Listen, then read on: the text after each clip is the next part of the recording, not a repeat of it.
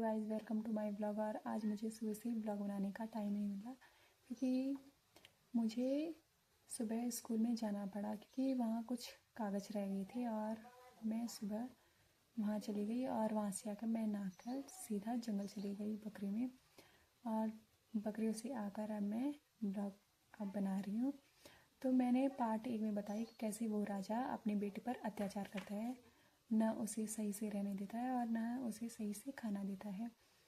कोई पिता क्या कोई दुश्मन अपनी बेटी पर इतना अत्याचार ही नहीं करता। और अब मैं पार्ट 2 में बताऊंगी कैसे वो मूर्ख व्यक्ति वहाँ का राजा बनता है।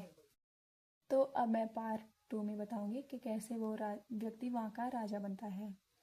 जब वो सैनिक उस व्यक्ति को दरबार में पकड़कर राजा के सामने उन्होंने उसे खड़ा किया तो राजा ने पूछा कि तुम जंगल में क्या कर रही थी। तो उसने बताया, महाराज मैं एक लकड़हारा हूँ और मेरा नाम कालिदास है और लोग मुझे अनपढ़ कालिदास के नाम से बुलाते हैं।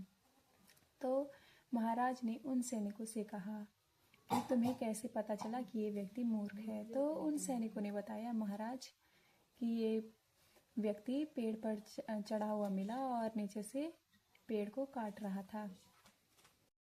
यह सुनकर राजा ने अपनी बेटी की शादी उस अनपढ़ कालिदास से करवा दी। और जब एक दिन उस राजा ने अपने उन सभी दामाद से कहा कि चलो जंगल जाओ और जो भी हिरन का शिकार करके लाएगा मैं उसे यहाँ का राजा बनाऊंगा।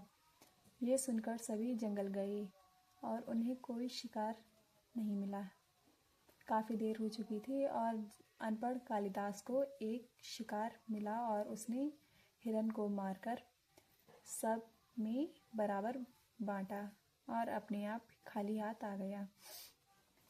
तो जब वो सभी महल में पहुँचे तो राजा ने कहा, ये शिकार किसने किया। सब कहने लगे कि महाराज ये मैंने महाराज ये शिकार मैंने किया।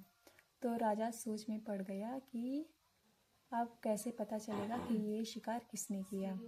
तो राजा ने सोचा कि अब क्या करूं।